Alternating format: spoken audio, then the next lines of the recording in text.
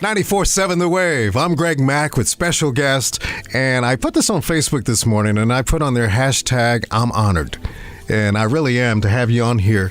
I just don't know what to say. Thank you for coming, Mr. Crump. Benjamin Crump. Now, Greg, thank you for having me. I'm honored to be on the show with you, especially because you reach so many listeners that find these matters troubling, that we represent, whether it's Trayvon Martin, 17-year-old killed in Sanford, Florida, now 6 years ago, Greg. It's hard to believe It's been 6 years. Michael Brown in Ferguson, Missouri, 18 years old with his hands up, shot in broad daylight, laid on the ground there 4 hours in Campfield community. His mother, Leslie McSpadden, I mean, you see that raw emotion. She's trying to get to her son to offer some humanity, but you have the police dogs out there, the 13 women in Oklahoma City who was raped by Daniel Holzclaw, who I had the honor of representing, and it was almost as if these black women, no matter what objective testimonial evidence they had, it was almost as if they were unrapeable. And so we fought for those cases, and a lot of members of your audience, the unsung heroes who got on social media, got on Facebook and Twitter, who said their lives matter too. So I'm honored, Greg, to be with you. Now, I know that you just recently, last year, I think you started your Crump Law Firm. Yes, sir. How do you differentiate which ones you personally get involved in? I really try to take matters that do two things for me. Mm-hmm. Number one, it has to shock the conscience.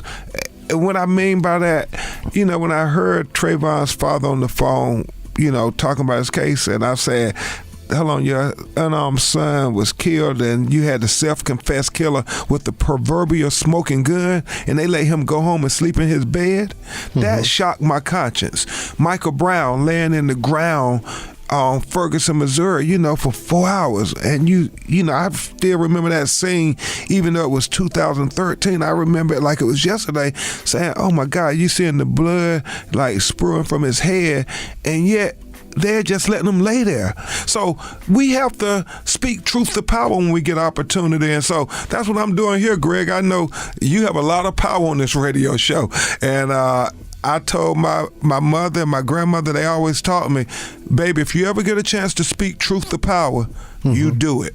I could probably talk to you for hours, but I did want to, before we end this thing, to mention everybody, I saw the first episode, thank you, of your forthcoming show, Evidence of Innocence. Fantastic show.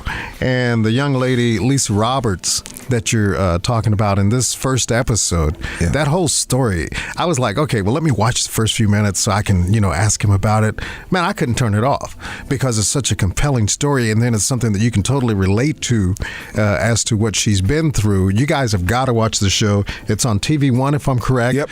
And it starts on June 4th. Check your local listings because I'm not sure what time it airs here. 10 p.m. Eastern, 9 Central. TV1 is representing Greg in an amazing way, letting us tell these stories of these amazing individuals, these two black men and two black women who society and our criminal justice system had defined as the worst that society had to offer. But after they were wrongfully incarcerated for 12 years, 15 years, 27 years, they came out and they did not have bitterness in their heart. They said, we don't have time now after we lost all this time to be bitter and hate. Hate put me in prison.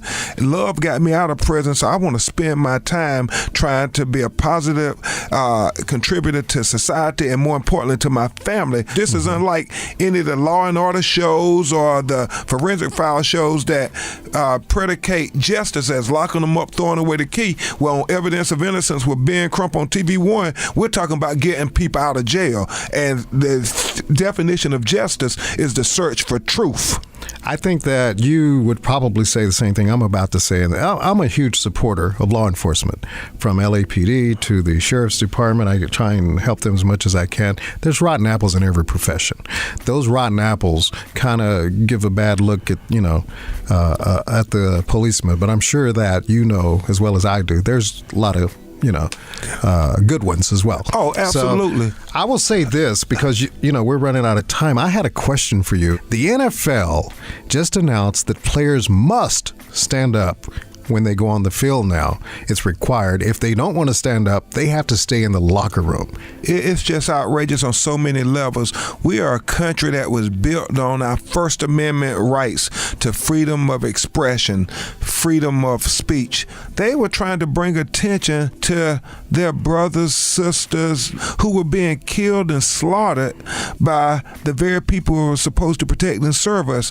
And so Anquan Bolden is taking a knee for that there. It don't have anything to do with the flag, but they continue to try to change the narrative on us. And that's what the NFL is doing with these young African-American athletes, saying, we're going to put you in your place and you're not going to take a knee and stand up for your community. We're going to punish you, Colin Kaepernick, if you dare stand up for black people. Benjamin Crump, man, it's been an honor. No, it's been an honor, dude. Thank you, Greg. I can't wait till we do actually go have a beer, and I'll have to tell you some stories, I look forward to it.